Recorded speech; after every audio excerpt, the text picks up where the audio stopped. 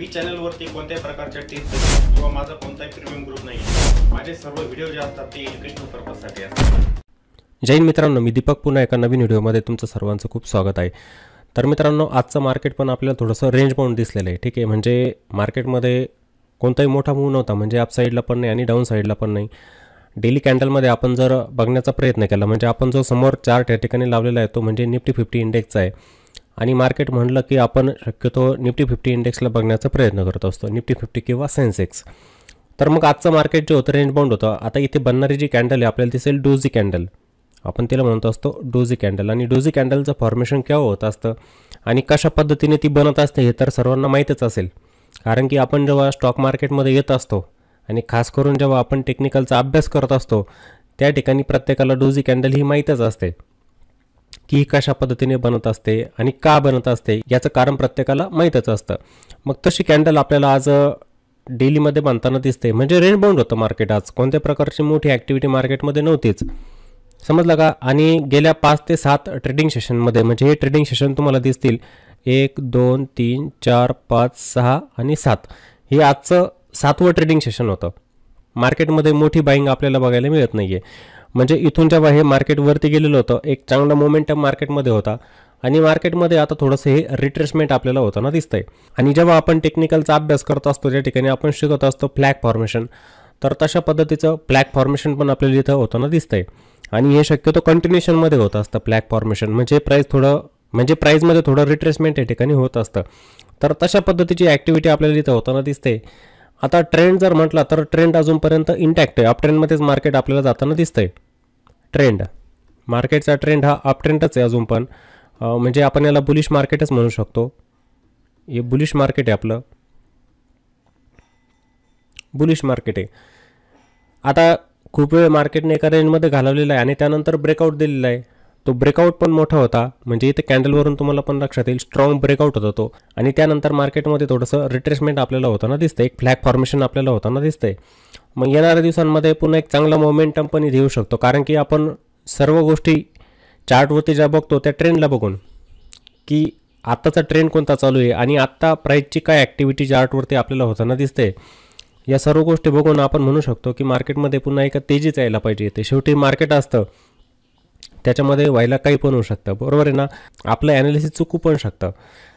त्यामुळे आपण ट्रेंडला बघून प्रिव्हियस ट्रेंड कोणता होता, मार्केटने त्या रेंजमध्ये किती वेळ घालवला, त्यानंतर एक स्ट्रॉंग ब्रेकआउट पण दिला, एक मोमेंटम होता चांगला मार्केटमध्ये आणि मार्केटमध्ये थोडंसं प्रॉफिट बुकिंग अशा पद्धतीने. आणि जो इंडेक्स असतो त्याच्यामध्ये असलेले हेवी वेटेड स्टॉक जे असतात त्यांचा पण इंडेक्सला चांगला सपोर्ट मिळत असतो. जसं HDFC बँक झाली, त्यानंतर ICICI बँक, HDFC बँक, त्यानंतर ICICI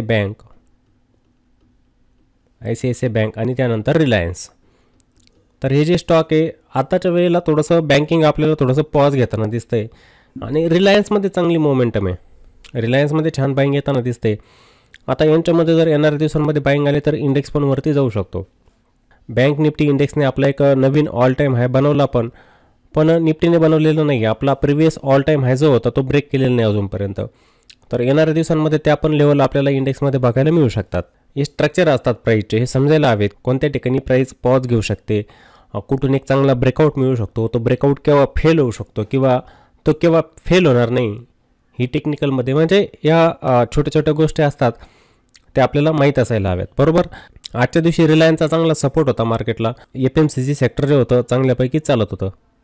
मग FMCGचे स्टॉक जे होते तुम्ही सर्वांनी बघितलेलं असेल, डाबरसारखा स्टॉक होता, छान बाईंग होती. त्यानंतर HUL, हिंदुस्तान युनिलिव्हर, छान बाईंग होते त्यांच्यामध्ये. आणि आपण जर निफ्टी FMCGचा चार्ट बघण्याचा प्रयत्न जर केला, दाखवेलच मी तुम्हाला, तर तिथे पण एक छान कॅन्डल बनताना दिसते आपल्याला FMCG. आणि खूप दिवस झाले FMCG सेक्टर आपल्याला चालताना दिसत नाही आहे. डिफेन्स आहे, डिफेन्स पण छान चाललेलं होतं सेक्टर, त्याच्यामध्ये पण थोडी प्रॉफिट बुकिंग आपल्याला येताना दिसते. HULचं स्ट्रक्चर छान आहे, पण कोचिन शिपयार्ड झालं, GRSC झाली, त्यांच्यामध्ये सेलिंग प्रेशर वाढतं आहे अजून पण. आणि मी नेहमी सांगत असतो तुम्हाला की न्यूजला फॉलो करू नका, न्यूजला तेवढ्या पुरतंच. हे बघा, अभ्यास सर्व गोष्टींचा ठेवायचा असतो, अभ्यास सर्व गोष्टींचा ठेवत चला, पण न्यूजनुसार एक्झिक्युशन करत जाऊ नका. जसं डिफेन्सची पण एक न्यूज आली होती की 1 लाख करोड रुपये खर्च केले जाणार डिफेन्सवरती, बरोबर आहे ना. इम्पोर्ट केले जाणार किंवा काही इक्विपमेंट जे असणार डिफेन्सचे ते आपल्या भारतामध्ये पण तयार केले जाणार, म्हणजे डिफेन्सवरती चांगला फोकस आहे. मग ही एक न्यूज जर चांगली येते तर मग खूप जण म्हणतील की आता डिफेन्सचे स्टॉकवरती जातील. मग मी काय करून टाकतो, HLला बाय करून टाकतो, BDLला बाय करून टाकतो, पारस डिफेन्स आहे त्याला बाय करून टाकतो. त्यानंतर शिपिंगच्या कंपन्या काही Cochin shipyard, GRSE, Mazagon dock त्यांना बाईंग करून टाकतो. पण तुम्ही त्या ठिकाणी मग चुकू शकतात. तुम्ही जर बाय केलं आणि त्या स्टॉकमध्ये पुन्हा प्रॉफिट बुकिंग आलं, म्हणजे ते स्टॉकमध्ये जर सेलिंग झाली जास्त प्रमाणामध्ये, तर तुम्हाला मोठे लॉस त्या ठिकाणी होऊ शकतात. त्यामुळे त्या गोष्टींपासून सावध राहायचं आहे.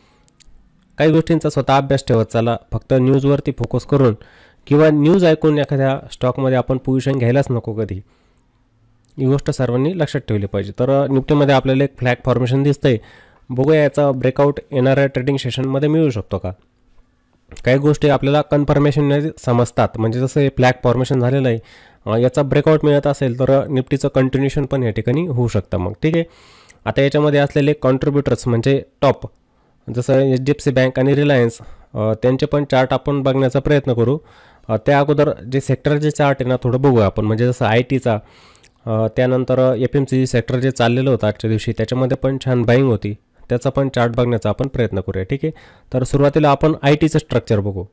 चार्टवरती दिसते प्रायजेक्शन की इंडेक्स इथे पॉज घेतो आहे, म्हणजे एक प्रकारचं इथे काय होतं, कॉन्सोलिडेशन होतं, हे सर्वांना इथे लक्षातच येईल.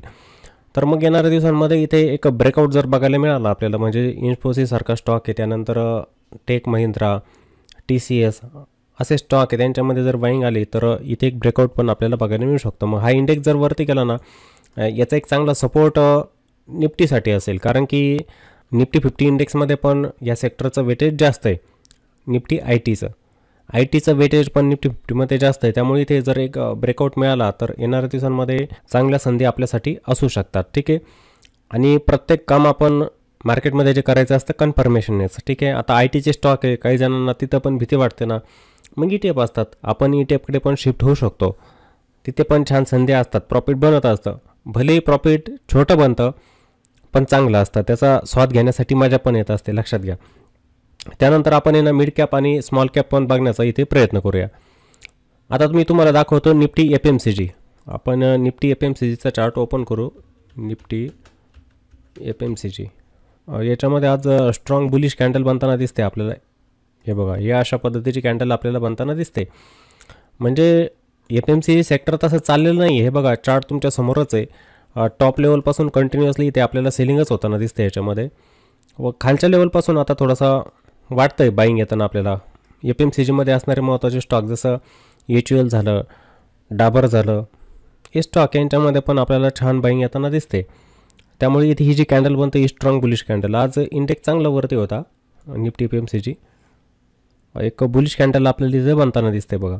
आता हा स्मॉल कॅप इंडेक्सचा मी चार्ट इथे ओपन केलेला आहे. इथे पण आपल्याला लक्षात येईल की एक इंडेक्स पॉज घेताना दिसतोय, म्हणजे मागचे जवळजवळ 1 2 3 4 5 ते 6 ट्रेडिंग सेशन झाले, इंडेक्स इथं पॉज घेतो आहे स्मॉल कॅप इंडेक्स पण. हे बघा, खूप जण असं म्हणतात की स्मॉल कॅप स्टॉक आहे, यांनी आता तेजी दाखवलेली आहे, येणाऱ्या दिवसांमध्ये तेजी दाखवू शकतात. की हे बघा, स्मॉल कॅपचे स्टॉक असतात, रिस्क असते त्यांच्यामध्ये बनलेली, बरोबर आहे ना. पण एक असतं मार्केटमध्ये तेजी आणि मंदी चालूच राहणार आहे. जर यांच्यामध्ये तेजी येते तर मंदी पण येणारच, बरोबर, आणि मंदी येते तर तेजी पण येणारच आहे.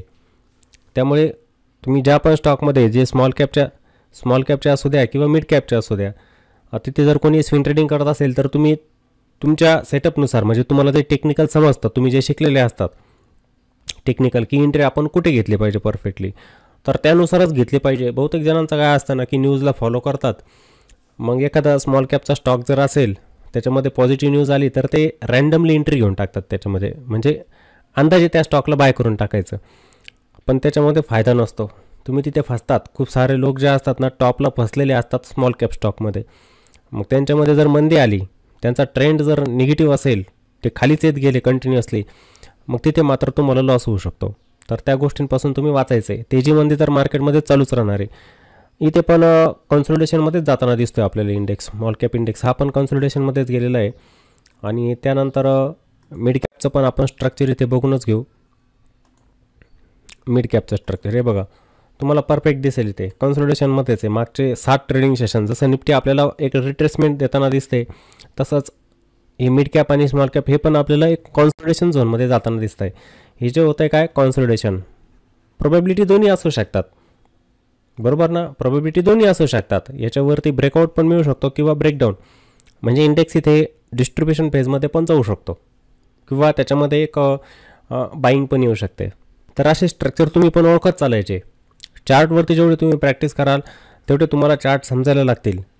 तुम्हाला समजेल की कोणता इंडेक्स केव्हा वरती जाईल, केव्हा खाली येईल, येणाऱ्या दिवसांमध्ये काय होऊ शकतं, कुठे व्हॉल्यूम मला जास्त दिसत आहे स्टॉकमध्ये, कुठे व्हॉल्यूम कमी दिसत आहे, मग मी कोणत्या जागेवरती एंट्री घ्यायला नको, कुठे घ्यायला पाहिजे, या सर्व गोष्टी ऑब्झर्वेशनने असतात. आपल्या लोकांचं कसं असतं ना की आपल्या लोकांना झटपट पाहिजे असतं, इन्स्टंट पाहिजे असतं. या अशा गोष्टी शिकण्यासाठी कोणी तयार नसतं. आणि जर तुम्हाला टेक्निकलमध्ये परफेक्ट व्हायचं असेल तर त्याच्यासाठी वेळ द्यावाच लागतो तुम्हाला. आणि असे चार्ट असतात सारखे सारखे बघावे लागतात, त्याच्यावरती जे कॅन्डलस्टिकचं फॉर्मेशन होत असतं त्यांना पण तुम्ही बघायचं असतं. आलं लक्षात. तर हे स्ट्रक्चर इथे आपल्याला दिसतं आहे, पॉज घेताना दिसतं आहे इंडेक्स दोन्ही पण. एक वेळेला आपण रिलायन्सचा पण चार्ट बघून घेऊया. रिलायन्स,